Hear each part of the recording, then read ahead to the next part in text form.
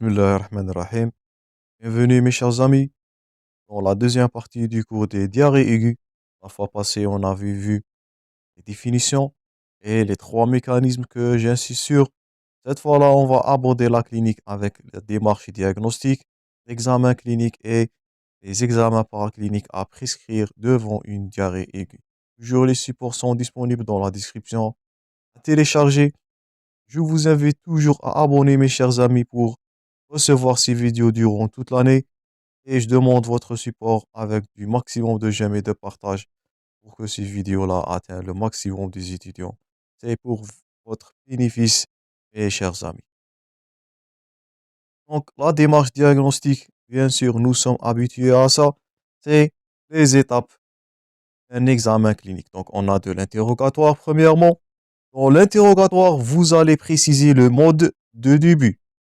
Donc, il peut s'agir là d'une compétence au niveau de l'Écosse. Vous pouvez être devant un interrogatoire d'un patient qui souffre plutôt ou bien d'une diarrhée aiguë. Donc, est-ce que c'est une diarrhée aiguë? Est-ce qu'il existe une modification brutale du transit? Est-ce qu'il y a des selles qui sont liquides, ils sont fréquentes? Est-ce que les selles devenant molles puis liquides? Vous allez préciser tout le type et les modifications du transit intestinal. Donc, cette précision, elle est indispensable. Pourquoi? Afin d'écarter une diarrhée qui est fluctuante. Cette diarrhée fluctuante, elle n'est pas d'origine infectieuse. Donc, la diarrhée fluctuante, c'est une alternance de diarrhée avec transit normal ou de constipation. On va l'aborder ça avec détail au module de gastrologie dans les troubles de transit là. Donc ça, c'est une diarrhée qui est fonctionnelle. On avait parlé de ça dans la première partie. Donc, ou bien des diarrhées qui vont survenir de façon très progressive. Notre intitulé aujourd'hui, c'est les diarrhées dites aiguës. Donc, dans l'interrogatoire, vous allez rechercher la notion de changement aigu, là, de transit. Vous allez penser là à un agent infectieux d'origine surtout bactérienne. Donc, premièrement, le mode du début, il doit être aigu. Deuxièmement, les caractéristiques des selles et les diarrhées là. Donc, est-ce qu'il existe du diarrhée gléro-sanglante? Est-ce qu'il est aqueuse? Est-ce qu'elle est mucopurulente? On a abordé ça dans le mécanisme et c'est primordial de définir le mécanisme afin d'incriminer de quel agent bactérien s'agit-il. Est-ce qu'il existe là de l'amibiase? Est-ce qu'il existe de la shigella? Est-ce que c'est une diarrhée sécrétoire? Est-ce qu'il existe là, il s'agit-il là de choléra? Donc c'est une urgence vitale. Là, la conduite thérapeutique, elle va être différenciée, elle va différer d'un agent pathogène jusqu'à l'autre. Vous allez rechercher bien sûr du syndrome rectal. On a abordé ça dans les diarrhées glérosanglantes, dans le mécanisme invasif. On a les ténesmes et les épreintes qui vont témoigner des lésions du tube digestif. Je vous invite à consulter la première partie. On a parlé de ça avec détail. Les horaires de survenue et les signes accompagnateurs.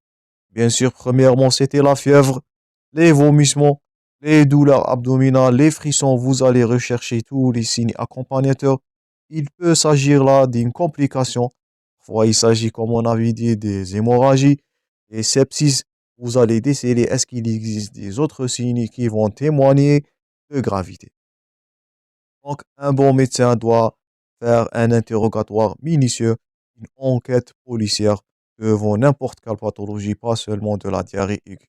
Donc, premièrement, un interrogatoire bien comme il faut pour déceler tous les critères concernant l'affection là, concernant cette diarrhée. Donc, interrogatoire, une compétence primordiale que le médecin doit acquérir. Donc, ensuite, les circonstances de survenue. Là, c'est très important pour dépister ou bien rechercher soit un contexte épidémique. Est-ce qu'il existe là d'une épidémie qui est en train de se manifester? Là, c'est la déclaration obligatoire, c'est médico-légal. Avec vous devez déclarer et informer les autorités devant des cas comme épidémie. Est-ce qu'il s'agit là du choléra? Est-ce qu'il s'agit d'une toxi-infection alimentaire? C'est à déclaration obligatoire et on va aborder ça dans la suite de cours. La notion de voyage récent, surtout en zone bien sûr qui est palustre, là vous allez impliquer le paludisme et c'est à déclaration obligatoire aussi. La prise des médicaments. Faites attention, les médicaments, les causes iatrogènes, les médicaments là, il peut s'agir là d'une réaction ou bien d'une interaction médicamenteuse et on va aborder ça dans le module de pharmacologie. Ensuite, recherchez un repas suspect. Donc, des coquillages, la charcuterie, quelque chose, ou bien un repas qui est suspect, un repas qui est incriminé comme cause de la diarrhée là. Il peut s'agir là de viande qui est peu cuite. Bien sûr, on va. Les viandes peu cuites, c'est une source de bactéries là. Les laitages non pasteurisés, les œufs, les pâtisseries, les glaces, tout ça c'est à rechercher surtout en infection alimentaire. Donc, et aussi le délai écoulé entre la prise des aliments et le début du trouble digestif. Cette fenêtre-là, on va l'aborder en détail dans les toxi-infections alimentaires. Et bien sûr, la vie en collectivité. Est-ce qu'il s'agit là des cas isolés ou bien groupés? Donc, tous ces critères-là vont rentrer dans le dépistage d'une toxi-infection alimentaire. Donc, une diarrhée, faites attention, recherchez est-ce qu'il s'agit-il aussi d'une toxi-infection alimentaire. Recherchez les cas similaires, recherchez les notions de voyage, recherchez toutes les notions épidémiques que vous pouvez déceler dans votre interrogatoire. Et bien sûr, est-ce qu'il s'agit là des signes extra-digestifs ou généraux qui vont témoigner de la dispersion, par exemple, dans le mécanisme mixte? On avait dit qu'il existe un risque de sepsis là. Donc, l'apparition des signes généraux ou altération de l'état général. Donc, c'est du mauvais pronostic. C'est une mauvaise évolution de la diarrhée. Et bien sûr, le terrain, c'est très important. On avait dit dans la partie précédente que les diarrhées sont bénignes, mais ils sont graves chez les sujets âgés, donc à l'âge d'extrémité, donc les nourrissons et les sujets âgés, les deux extrémités de l'âge, les terrains d'immunodépression, les VIH, ou lorsqu'il s'agit d'une pathologie qui est sous-jacente. Donc, le terrain fragilisé là, donc les diarrhées peuvent être graves sur ces terrains-là. Ils sont bénignes le plus souvent, mais malheureusement, dans certains cas, dans certains terrains que vous devez les retenir là, il peut s'agir d'une diarrhée qui peut être grave, même jouer avec du pronostic vital du patient. Donc ça, c'est premièrement l'interrogatoire. Et ouais, il a un rôle primordial dans le diagnostic, dans la pathologie, dans la clinique. Donc, j'insiste sur l'interrogatoire, sur les points que vous devez préciser. Vous devez baser tout sur tous ces critères-là afin de ne pas fausser le diagnostic. Donc, premièrement, un interrogatoire policier basé, noté sur tous les points forts là. Deuxièmement, vous allez passer à l'examen physique. Donc, on avait fini avec la première étape qui était l'interrogatoire. Maintenant, on va passer à l'examen physique. Premièrement, apprécier l'état général du patient. Est-ce qu'il s'agit là d'un sepsis? Est-ce qu'il s'agit d'un état de choc? Est-ce qu'il s'agit d'une hémorragie grave? Donc, apprécier premièrement l'état général. Rechercher les paramètres hémodynamiques et la température. Pour rechercher, comme on avait dit, les complications. Est-ce qu'il s'agit là d'une perforation, d'une hémorragie sévère, d'un sepsis? Donc, tout ça, vous allez rechercher dans votre examen physique. Recherchez les signes de déshydratation. Il peut s'agir là d'une diarrhée polériforme. Donc, ça va se manifester sur le plan par des signes d'état de choc. Donc, une polypnée, des cyanoses des membres, hypotension artérielle, tout ça, ça va rentrer dans le terrain d'un état de choc. Faites attention, il peut s'agir là d'une urgence vitale, la déshydratation majeure dans le syndrome polériforme ou bien le syndrome entérique, ou bien le mécanisme entérique. Donc, premièrement, les signes de choc et l'évaluation de l'état de gravité. Donc, c'est à l'œil nu, c'est à l'inspection là, vous allez déceler l'état du patient. Il peut s'agir d'une urgence vitale là. Deuxièmement, la palpation. Donc, un examen abdominal. Vous allez rechercher des douleurs abdominales. Est-ce qu'il s'agit là de douleurs qui sont diffuses? Est-ce que ces douleurs-là suivent le cadre colique? Donc, ça, c'est très remarquable dans les amébiases. Donc, la douleur dans l'amébiase, elle suit le cadre colique. Je vous invite à consulter le cours de l'amébiase. Donc, c'est une douleur à la longueur du cadre colique. Et bien sûr, éliminer une urgence chirurgicale. Il peut s'agir là d'une cholectasie, une sténose, une perforation. Donc, ça nous fait appel à l'examen abdominal.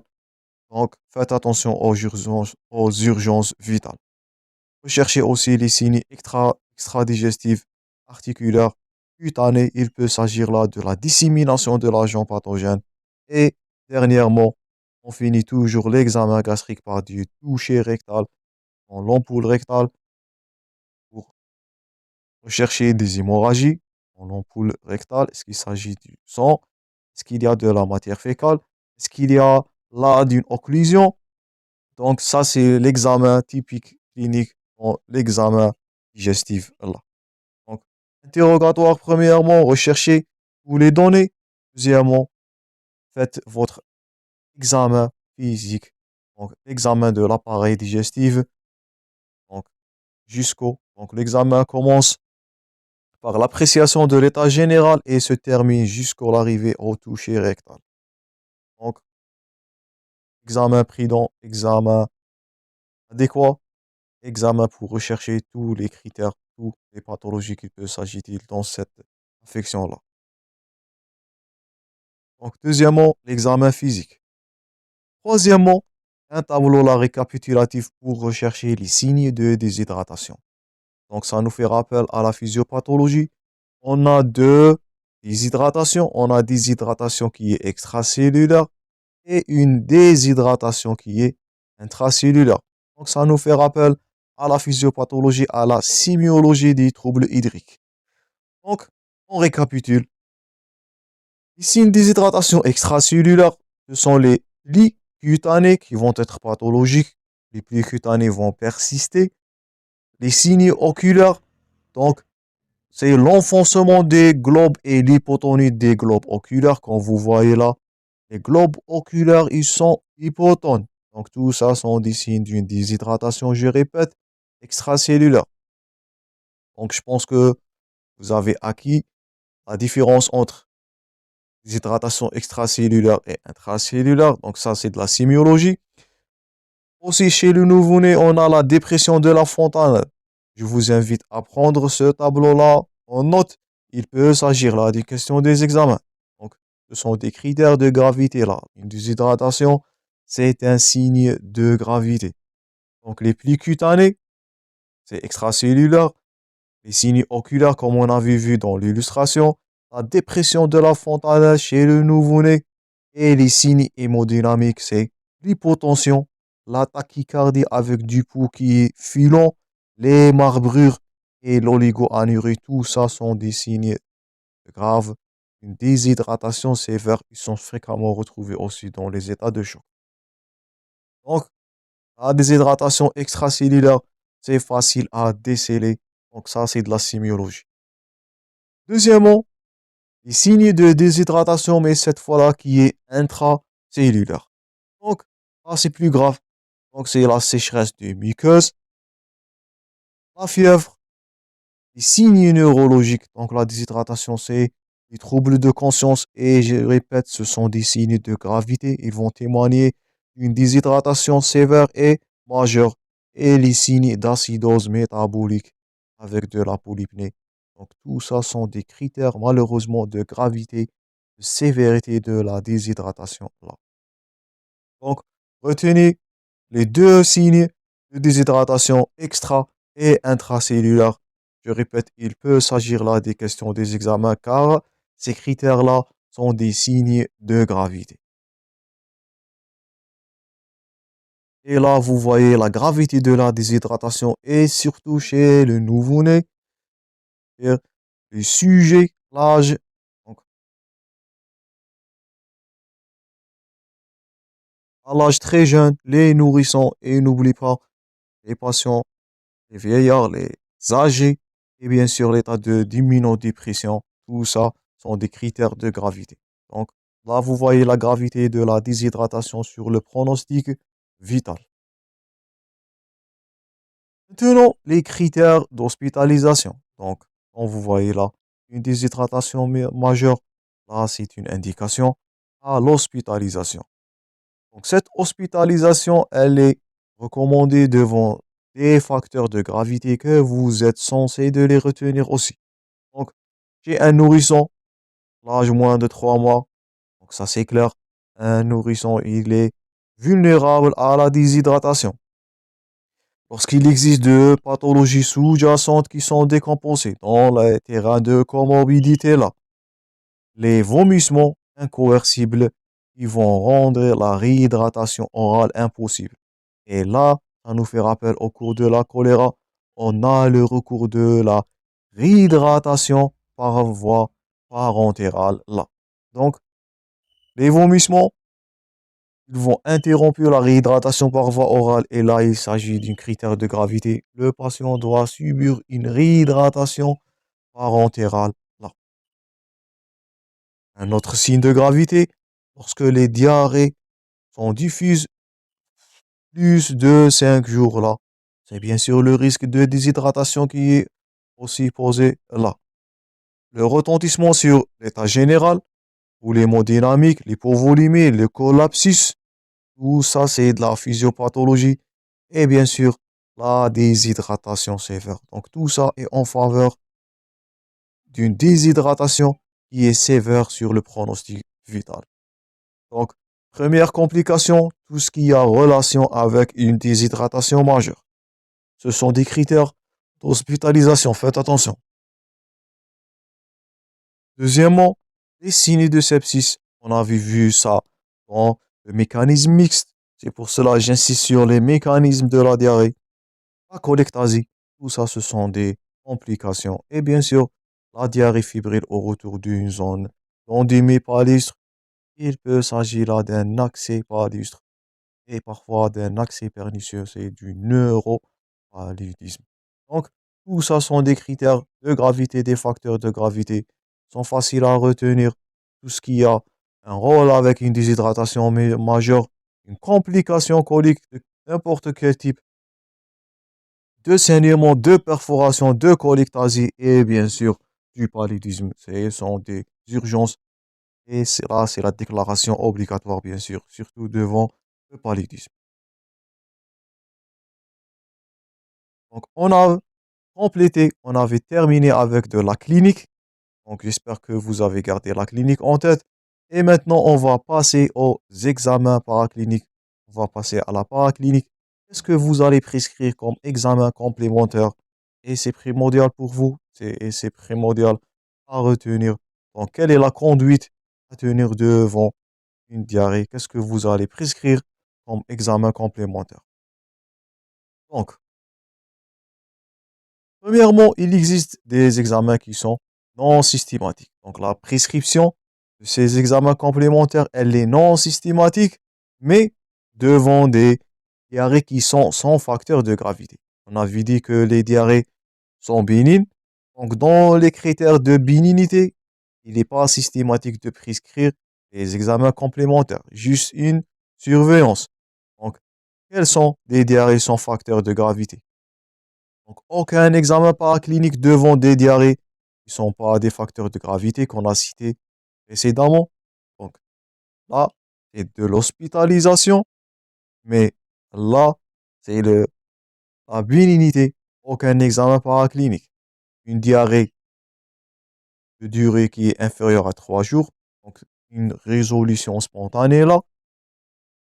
Une diarrhée qui est non désentérique, il n'existe pas une lésion de la muqueuse gastrique. Donc là, c'est pas une urgence, il n'y a pas de gravité. il n'y a ni altération de l'état général, ni un retentissement hémodynamique. Tous les paramètres hémodynamiques là, ils sont normaux. Donc il n'y a pas un risque de déshydratation, un risque de collapsus, ni un risque là d'état de choc. Et l'absence de pathologie sous-jacente, c'est là, c'est les comorbidités. Donc tout ce qu'on avait parlé là dans les facteurs de gravité, vous allez appliquer là. Donc, s'il y a l'absence de signes de gravité, aucun examen paraclinique est à prescrire. Donc ça, c'est le premier cas. En diarrhée sans facteur de gravité, sans facteur de risque. Mais si les facteurs de risque existent, vous allez prescrire premièrement les examens des selles, c'est comme A,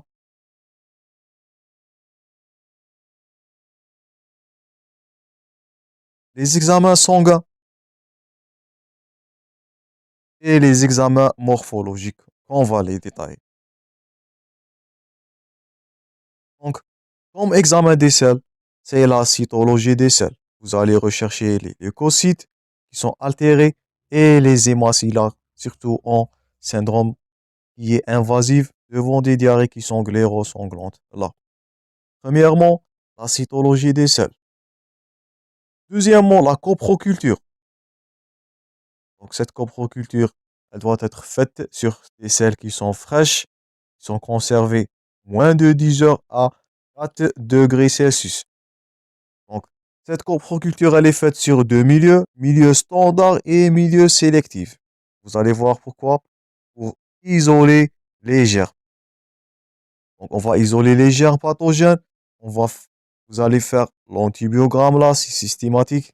Donc, un antibiogramme avec de la culture et rechercher systématiquement la salmonella, la shigella, la campylobacter et du yersinia. Donc, tout ça sont des germes, ce sont des bactéries à rechercher dans la coproculture. Et selon les circonstances, s'il s'agit là d'un mécanisme cholériforme, vous allez rechercher au vibrion cholérique sur du milieu qui est spécifique. Donc, en milieu standard, on recherche les germes banaux et sur des milieux sélectifs, on va rechercher des germes spécifiques selon les indications, selon le cas. Donc, c'est la salmonella, la shigella devant un mécanisme entéro-invasif, la yersinia, la campylobacter. Tout ça, ce sont des BG1, des bacilles à Gram négatifs à rechercher systématiquement devant ces diarrhées-là. Et n'oubliez pas les vibrions cholériques devant la notion d'épidémie, devant la notion du syndrome cholériforme et déshydratation sévère. Donc, les examens cliniques, les examens paracliniques plutôt, vous allez les prescrire selon les cas. Donc, les indications de la coproculture. Quand vous allez prescrire une coproculture, c'est devant, comme on avait dit, une diarrhée avec signe de gravité, déshydratation, un syndrome des entériques, des hémorragies graves. Vous allez rechercher là les germes impliqués, amibiase, la shigella, la salmonella, tout ce qui est invasif, tout ce qui est grave sur l'hémodynamique de patient.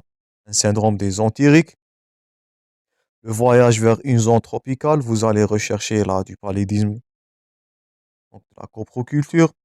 Chez les immunodéprimés, là, il peut s'agir là des infections opportunistes et les situations particulières, diarrhée post-antibiotique. On avait parlé de ça dans les diarrhées post-antibiotiques avec l'altération de la flore intestinale et les toxi-infections alimentaires.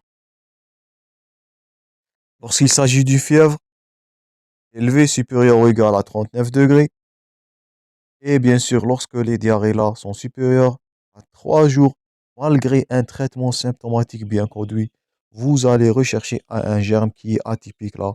Il peut s'agir de gravité.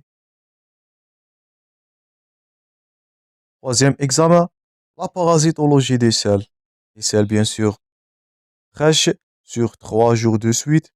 Ça nous fait rappel au cours de l'amibiase. Parasitologie des selles pour rechercher de l'amibiase. 3 jours de suite sur milieu spécifique. Et vous allez rechercher aussi de la giardiose. je vous invite à consulter le cours de flagellés. Il est toujours disponible dans la playlist de parasitologie et il peut s'agir là des helminths anguillos par exemple. Quelles sont les indications de la parasitologie? Quelles sont les indications de la parasitologie des selles? C'est devant du diarrhée en retour de voyage tropical. Donc vous allez rechercher, comme on avait dit, Entamoeba histolytica, Agiardia intestinalis et quelques helminths comme l'angulose. Pour mieux comprendre, je vous invite à consulter la playlist de parasitologie où on a abordé tous ces agents pathogènes ou bien tous ces parasites-là. Et bien sûr, les diarrhées survenant sur l'immunodéprimé, surtout le VIH, il peut s'agir là du cryptosporidiose, l'isosporose billy, tout ça, ce sont des parasitoses chez un patient immunodéprimé, le VIH. Donc, et même des champignons parfois. Donc, les parasitoses, les parasites, ils sont à rechercher devant un terrain de voyage tropical et surtout chez l'immunodéprimé, surtout ces deux parasites-là, le cryptosporidiose et l'isosporose. Ils sont pathognomoniques aux patients qui sont atteints du VIH. Les derniers deux examens des selles, c'est la recherche du virus. N'oublie pas que les virus peuvent donner aussi des diarrhées. On a par exemple la recherche de rotavirus, norovirus, l'adénovirus. Tout ça, ce sont des virus responsables des diarrhées. Là. Donc, ils sont peu disponibles malheureusement en pratique courante. Ils sont indiqués devant les épidémies collectives et les sujets immunodéprimés. Généralement, une diarrhée virale, elle est bénigne, mais il peut s'agir là d'une diarrhée grave, surtout dans le terrain d'immunodépression. Et en dernier lieu, rechercher des toxines de Clostridium difficile. Donc, selon le contexte, ou bien l'antibiothérapie en cours, ou bien une antibiothérapie qui est récente. Donc, le Clostridium difficile, elle est souvent retrouvée devant les diarrhées post-antibiothérapie. Donc, rechercher du Clostridium s'il s'agit d'une antibiothérapie courante. Il peut s'agir là d'altération de la flore intestinale et parmi les premières bactéries à manifester le Clostridium difficile. Ça nous fait rappel à la première partie. Je vous invite à la consulter. Et avant de conclure votre examen, vous allez prescrire des bilans sanguins, un bilan rénal, c'est du ionogramme sanguin, l'urécréa, pour rechercher une insuffisance rénale, un trouble ionique. Donc ça, ce sont des critères de gravité. Nous allons voir dans le sepsis, la numération de formules sanguines, la numération de formules sanguines pour rechercher une hémoconcentration ou bien un hyperleucocytose, une hémoculture. Il peut s'agir là d'un sepsis qui est grave. Donc, le bilan sanguin, il va témoigner là de gravité. Et la sérologie là, elle n'a aucun intérêt dans le diagnostic d'une diarrhée qui est aiguë. Donc, le bilan sanguin, les examens sanguins, c'est pour rechercher de la gravité là, soit d'une insuffisance rénale, soit trouble dynamique, une hémoconcentration là, ou bien de hémoculture. Il peut s'agir là de bactériémie. Et dernier examen, ce sont les examens morphologiques. L'ASP, l'abdomen sans préparation, et on va aborder ça avec détail en unité et en module de gastrologie pour rechercher là s'il s'agit d'une perforation, une douleur, un météorisme important ou bien un niveau hydroaérique. On va aborder ça dans le module de gastrologie. Vous pouvez prescrire de l'échographie ou bien de la TDM abdominale pour rechercher des anomalies de la paroi colique, surtout en amibiase. Donc, il peut s'agir là d'un amoeboom, ou bien il peut s'agir là d'une colite post-amibienne. Je vous invite à consulter le cours de l'amibiase pour savoir plus sur les complications, plus ou moins recto, ou bien coloscopie avec biopsie pour rechercher des lésions. Donc, Devant une amibiase, on avait dit qu'il s'agit d'une ulcération en coup d'ongle. C'est une lésion pathognomonique à l'amibiase. La colite hémorragique devant la Klebsiella et la colite pseudomembraneuse qu'on a vu précédemment dans les diarrhées postbiotiques devant le Clostridium difficile. Donc, ça, ce sont les examens paracliniques à prescrire devant diarrhée qui est aiguë. J'insiste toujours sur l'interrogatoire et l'examen minutieux. J'insiste toujours sur les signes cliniques. J'insiste toujours sur le mécanisme pour incriminer là un agent pathogène et les examens cliniques là pour rechercher si ce diarrhée va persister sans cause identifiée. Donc, vous allez prescrire les séries des examens paracliniques afin de diagnostiquer ou incriminer un agent pathogène. C'est primordial. Vous devez impliquer un agent pathogène pour faire une conduite thérapeutique qui est adéquate. Donc, ça, c'est tout pour cette deuxième partie. Je vous remercie pour votre attention, mes chers amis. Je vous rencontrerai dans la suite de ce cours. Merci pour votre attention une deuxième fois et bon courage.